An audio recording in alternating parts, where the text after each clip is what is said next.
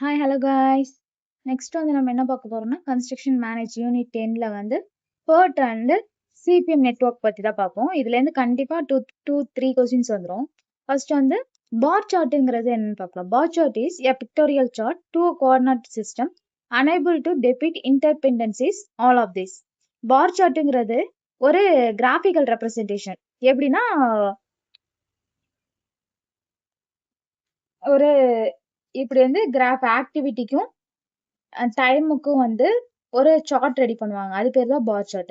இது வந்து கேண்ட் சார்ட்னு சொல்லுவாங்க. இது யாரும் இன்ட்ரடியூஸ் பண்ணாங்கன்னா ஹென்ரி கேண்ட். எப்பன்னா 1917 ADல வந்து பண்ணாங்க. ஓகே, இப்போ இதுக்கு ஆன்சர் வந்து அது ஒரு பிக்டோரியல் ஃபார்ம்ல தான் இருக்கு. டூ கோஆர்டினேட் சிஸ்டம்ல இருக்கு. unable to depict இன்டர்பெண்டன்ஸ். ஸோ எல்லாமே தான் வரும். ஓகேங்களா. நெக்ஸ்ட் வந்து in PERT analysis the time estimate of activities follows. PERTல வந்து டைம் எஸ்டிமேட் வந்து என்ன கர்வ்ல இருக்கும் அப்படின்னு சொல்லி கேட்குறாங்க. நார்மல் டிஸ்ட்ரிபியூஷன் கர்வா, பீட்டா டிஸ்ட்ரிபியூஷன் கர்வா, பாய்சன்ஸ் டிஸ்ட்ரிபியூஷன் கர்வா, பைனோமியல் டிஸ்ட்ரிபியூஷன் கர்வா. PERTனு வந்தாலே நீங்க என்ன முடிவு பண்ணீங்கன்னா பீட்டா டிஸ்ட்ரிபியூஷன் கர்வ். ஓகே, PERTனு வந்தா என்ன யூஸ் பண்ணிக்கலாம்? Beta distribution curve. PERTங்கிறது வந்து ஒரு ஈவெண்ட் ஓரியன்டட். என்னது? PERTங்கிறது event oriented. It have three time estimates. அது என்னென்ன எஸ்டிமேட்னு பின்னாடி சொல்றேன். ஓகேங்களா. நெக்ஸ்ட் வந்து இது வந்து எந்த கர்வ்ல இருக்கும்னா பீட்டா டிஸ்ட்ரிபியூஷன் கர்வ்ல இருக்கும். ஓகே, நெக்ஸ்ட் PERTோட PERT stands for PERT. PERT stands for கண்டிப்பா இது திருப்பி ரிப்பீட்டடா கேட்குற question. Program evaluation review technique. என்னது? Program evaluation review technique. ஞாபகம் வச்சுக்கோங்க. ஓகே, PERT வந்து என்ன oriented? Event oriented. TNPSC JE supervisor 2012ல கேட்டிருக்காங்க. PERT வந்து என்ன ஓரியன்டட்? Event oriented. ஞாபகம் வச்சுங்க. ஒரு actual performance of a task is called an event, activity, duration, any one of this. Actual performance of a task வந்து activity. ஓகேங்களா. the answer is B, an activity. okay, next slack time is associated with. slack time ஒன்று இருக்கு. அது எதோட associate ஆயிருக்கும் அப்படின்னு கேட்குறாங்க. a real activity, an event, both event and real activity, dummy activity. slack time is associated with event.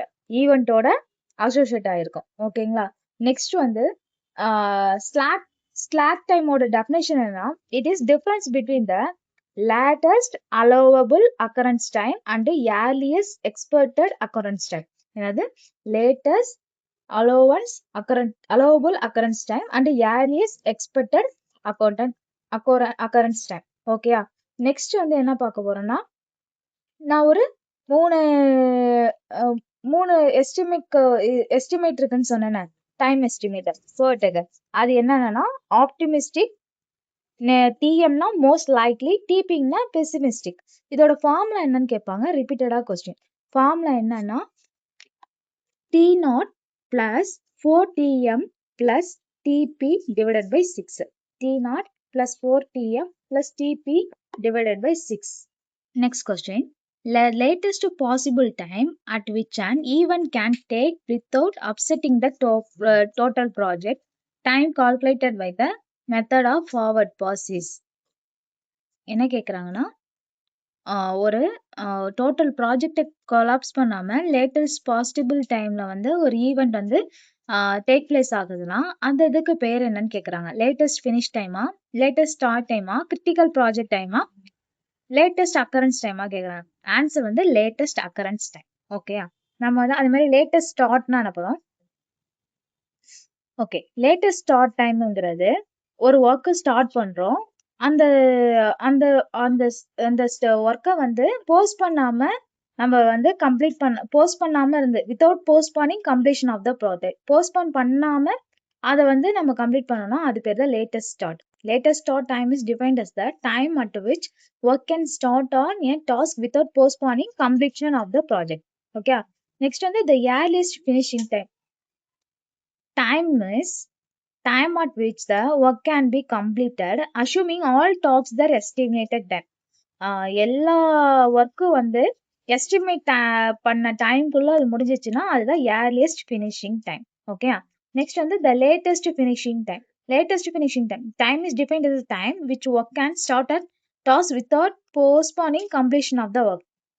Postpone பண்ணாம நம்ம ஒர்க்கை எல்லாத்தையும் நம்ம முடிச்சோம்னா அது பேர் தான் லேட்டஸ்ட் ஃபினிஷிங் டைம். ஓகேயா, இது இப்போ நம்ம வந்து இதுல என்ன பார்த்தோம், லேட்டஸ்ட் அக்கரன்ஸ் டைம்னா ஒரு ப்ராஜெக்டை வந்து நம்ம கொலாப்ஸ் பண்ணாம அந்த ப்ராஜெக்டை வந்து கரெக்டா வந்து டைமுக்கு டேக் பிளேஸ் பண்ணோம்னா அது பேர் தான் லேட்டஸ்ட் அக்கரன்ஸ் டைம். இதே லேட்டஸ்ட் ஸ்டார்ட்னா ஒரு ப்ராஜெக்டை வந்து போஸ்ட்போன் பண்ணாம அந்த ஒர்க்கை ஸ்டார்ட் பண்ணிட்டோம்னா அது பேர் தான் லேட்டஸ்ட் ஸ்டார்ட். இதே ஏர்லியஸ்ட் ஃபினிஷிங் டைம்னா கரெக்டான எஸ்டிமேட் பண்ற டைம்குள்ள நம்ம அந்த ப்ராஜெக்டை முடிச்சோம்னா அது பேர் தான் ஏர்லியஸ்ட் ஃபினிஷிங். இந்த லேட்டஸ்ட் ஃபினிஷிங்னா ஒரு ப்ராஜெக்டை போஸ்ட்போன் பண்ணாம அந்த இதை வந்து நம்ம ஸ்டார்ட் பண்ணோம்னா அது பேர் வந்து லேட்டஸ்ட் ஃபினிஷிங் டைம். ஓகேயா, ஓகே. ஃப்ரீ ஃப்ளோட்னா என்னன்னு பார்க்கலாம். Free float, total float, interfering float, independent float 4 இருக்கு. ஃபர்ஸ்ட் ஃப்ரீ ஃப்ளோட்னா என்னன்னு பார்க்கலாம். The activity completion can be delayed without interfering with the start of succeeding activity is known as free float. The interfering float of an activity is the difference between total float and a free float. Total floatக்கும் free floatக்கும் difference தான் என்னன்னா interfering float. Next வந்து இங்க ஒரு problem கொடுத்துருக்காங்க. Standard deviation when optimistic time is 1 day, pessimistic time is 8 days and most likely time is 3 days is. Okay, இப்போ வந்து நம்ம வந்து ஸ்டாண்டர்ட் டிவியேஷன் ஃபார்முலா நமக்கு தெரியணும். TP minus T naught divided by 6. டிபிங்கிறது pessimistic டைம், டிஓங்கிறது optimistic time. ரெண்டுத்தையும் subtract பண்ணி 6ஆல டிவைட் பண்ணோம்னா நமக்கு ஸ்டாண்டர்ட் டிவியேஷன் கிடைச்சிடும். இதே வந்து வேரியன்ஸ்னா என்னன்னா அந்த ஸ்டாண்டர்ட் டிவிஷன் ஃபார்முலாலே வந்து ஸ்கொயர் பண்ணோம்னா அதுதான் வந்து வேரியன்ஸ். ஓகே, ஃப்ரீ ஃப்ளோட்டும் இன்டர்ஃபியரிங் ஃப்ளோட்டும் பார்த்தோமா. இப்போ இண்டிபெண்டன்ட் ஃப்ளோட் பார்க்கலாம். The time by which a particular activity can be delayed without affecting the preceding and succeeding activity is called independent float. Okay, இதெல்லாம் அப்படியே மனப்பாடமா வச்சுக்கோங்க. வந்துச்சுன்னா இந்த டேரக்ட் கொஸ்டினா தான் இருக்கு. இப்போ ஆன்சர் நம்ம போட்டுலாம். Next the free float is equal to earliest event occurrence time minus early finish time. Bar charts are suitable for major project, minor project, medium project, any project. Bar chart வந்து எதுக்கு யூஸ்ஃபுல்லா இருக்கும்னா minor ப்ராஜெக்ட்டுக்கு மட்டும்தான் யூஸ்ஃபுல்லா இருக்கும். ஒரு activity எது require பண்ணியிருக்கும்னா டைமையும் ரிசோர்ஸையும் ரெக்வயர் பண்ணியிருக்கும். The occurrence of the completion of an activity. ஒரு ஆக்டிவிட்டி கம்ப்ளீட் ஆகுதுன்னா அதுக்கு பேர் என்ன அப்படின்னு கேக்குறாங்க. நீங்க உடனே வந்து டெய்ல்னா பின்னாடி இருக்கு அதனால டெய்ல் ஈவெண்ட் போட்டிருக்க கூடாது. ஆக்சுவலா வந்து ஒரு ஒரு கம்ப்ளீட் ஆகுதுன்னா அதுக்கு பேர் வந்து ஹெட் ஈவெண்ட். ஓகே, இதே வந்து ஸ்டார்ட் ஆகுதுன்னா அதுக்கு பேர் வந்து டெய்ல் ஈவெண்ட். ஓகே, இங்க பாருங்க head event. An event which marks the completion of the activity is called head event or succeeding event. Head event or succeeding event. இதே tail eventனா an event which marks the beginning to an activity is called the tail event or preceding event. ஓகேயா, இது நம்ம பார்த்தோம்ல ஏற்கனவே. PERT analysis வந்து என்ன distribution curve occur பண்ணியிருக்கோம்னா beta distribution curve. Out of following network technique, which one has 3 time estimate? எதுக்கு 3 time estimate இருக்கு? PERT தான். ஆப்டிமிஸ்டிக், pessimistic, இன்னொன்று வந்து most likely. Okay, next Gantt chart indicates comparison of actual progress with the scheduled program, balance of work to be done. Next progressive cost of project, investing cost. Gantt chart எது indicate பண்ணுனா comparison of actual progress with the scheduled progress. Event or node indicates starting of a project, end of a project, either start or ending of a project, none of the above. The answer is C, event of a either starting or end of a project. Okay. Free float is mainly used to identify the activities which can be delayed without affecting the total float of succeeding activity. Okay. Free float is mainly used to identify the activity identify பண்ணுது which can be delayed without affecting the total float of succeeding activity. Succeeding activity னா என்ன? Succeeding activity னா என்ன? அது ஒரு ப்ராஜெக்டை complete பண்றது. அப்ப கம்ப்ளீட் பண்றதுக்கு அஃபெக்ட் பண்ணாம டிலே பண்ணுச்சுன்னா அதுக்கு பேரு தான் free float. Okay, an arrow represent an event, an activity, a dummy activity, slack.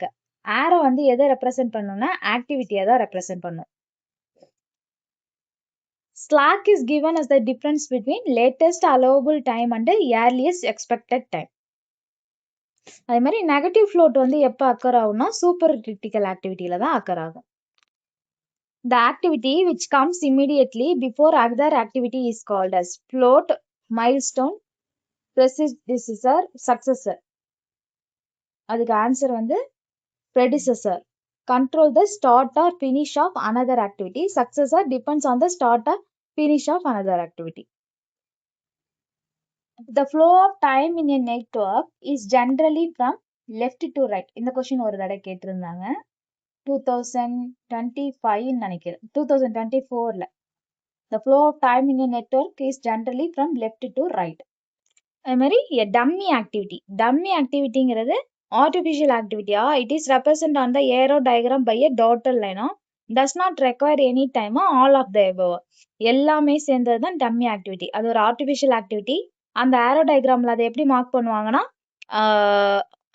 அது டாட்டட் லைன்ல தான் மார்க் பண்ணுவாங்க. Does not require any time. Okay, the two basic elements used in a network are ஆக்டிவிட்டியும் ஈவெண்ட்டையும் தான் வந்து நம்ம வந்து நெட்வொர்க் டயக்ராம்ல யூஸ் பண்ணுவோம். The critical activity has maximum float, minimum float, negative float, zero float. Critical activity float கிடையாது, zero float.